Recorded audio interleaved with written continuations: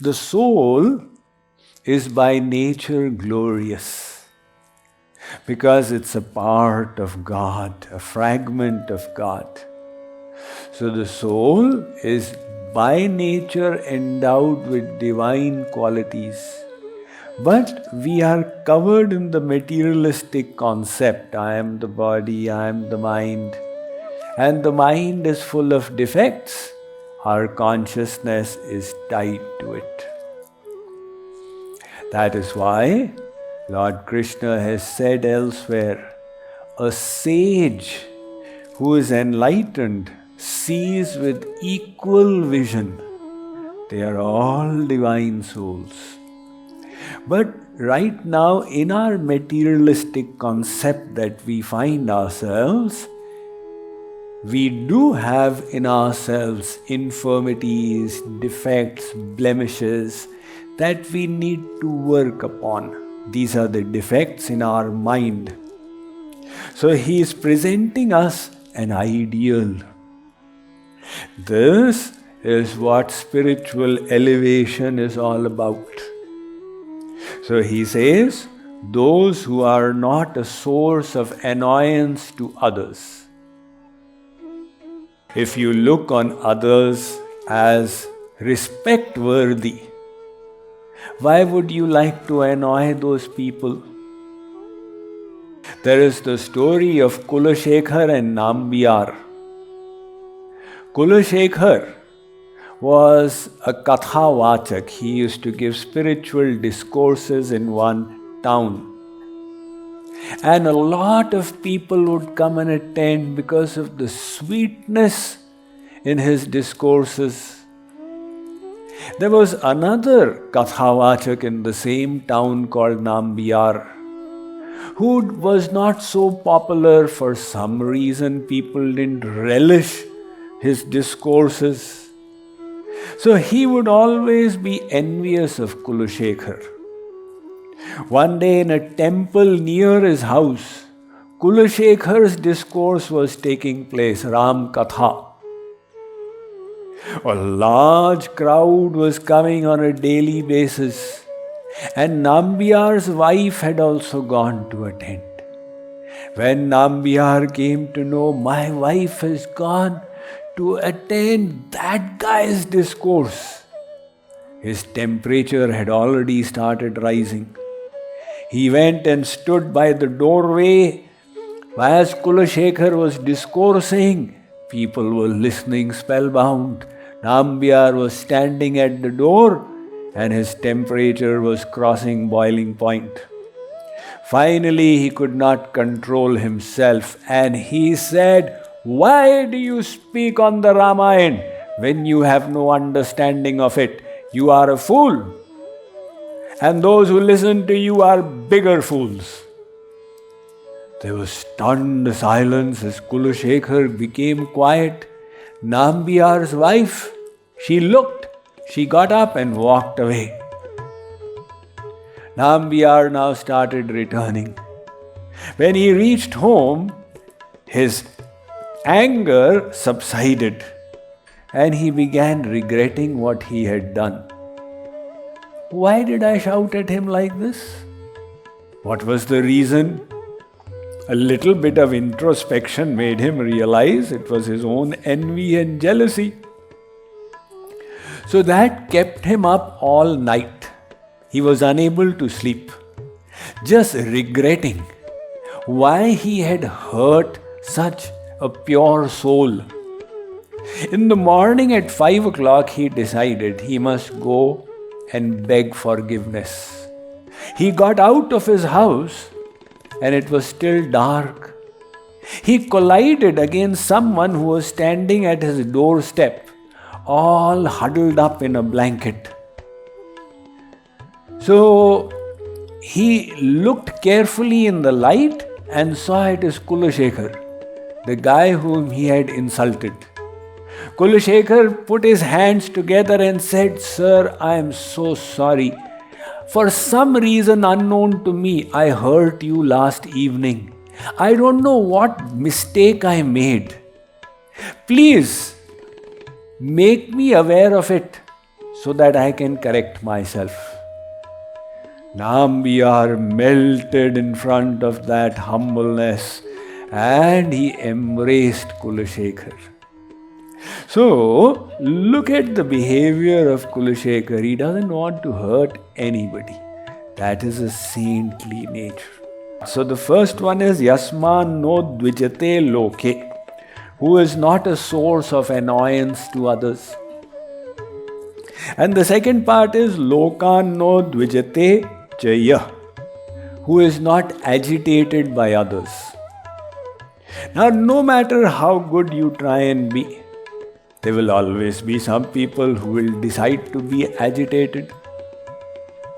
The saints in history never had enemies, and yet they were so vehemently opposed all around the world because they were telling non-worldly teachings, and that was disturbing some worldly people. So they don't think they have any enemies, and yet some people think they are enemies of the saint. So you and I should not expect that everybody will work favorably with us. No matter how much good we do to the others, they may still try and trip us and do bad to us. If you become successful, you think that the whole world will stand and clap for you? You better think again, because everybody wants to be successful. But nobody likes the success of the other person. So there will always be friends and relatives who will come out of the woodwork to try and trip you. Now, how do you respond to that? It is a test of your spiritual maturity. If every word of every person creates a disturbance within, then our spiritual knowledge is not yet ripened. When the spiritual knowledge is ripened, it doesn't matter. हाथी अपनी चाल चलत है cooker भुकत वाको भुकवा दे तू तो राम सुमिर. Tulsidas ji says that look, when an elephant enters the village, the dogs start barking. Now if the elephant says, why are you barking at me? How dare you, little dog? Is that the dignity of the elephant? It's best the elephant ignores. Similarly, Tulsidas ji is saying that let people say what they want to. They have the full right to say what they want, as long as it's legal. But you have the right not to be disturbed. And if we become disturbed, then we have cheated our own self. We have got ourselves trapped, because that means that the temperature control of our inside is in the hands of somebody on the outside. You know, I like the story of this husband and wife who went back to India for a vacation. And as happens, there were so many relatives, hundreds and hundreds, and they were going for parties every day. And the husband had 3 sisters, the nanads. Now, 2 of them were very nice, and the husband's 2 brothers were also very nice, but one sister had a quarrelsome nature. And because of her, the wife would keep getting irritated. And she would complain to the husband, you know what, your sister behaved with me like this. Why does she not behave properly? Finally, the husband said, look, madam, I agree that my sister's behavior is bad, but I can't do anything about it. I am not controlling her behavior. You now need to decide whether you will become upset by her behavior or not. And that is the choice we all have. If we do become upset, that means as yet we do have a long way to go in our spiritual journey. Because this is the very basics. no resentment. So he says, those who are not agitated by anyone. And that's what we see in these saints. No matter what anybody did, Surdas, Tulsidas, Mirabai, Tukaram, Narsi Mehta, you name a saint who was not opposed heavily. And yet they were calm and peaceful. Harsha Marsha, those who are equal in pleasure and pain. Now, how do you treat pleasure and pain equally? Well, the thing is that pleasure, you enjoy it and it's gone. There is nothing you gain out of it. Now, you had a wonderful feast 5 days ago. What are the long-term benefits? None. On the other hand, if there are austerities that you have borne, they result in growth which is permanent. The austerity goes away, but the growth advantage that you get is your permanent asset now. So the saints, when pleasure comes, they don't overvalue it. Rather, they become careful. Just like a mouse, it sat on a jar of grain. So it said, wow, this is so enjoyable. I've got food all side, north, south, east, west. It kept eating. And the level kept going down, until it found itself trapped in the same jar. Likewise, you keep on enjoying, and then you find you are stuck. On the other hand, if you willingly accept the austerities that come your way, you will start growing from inside.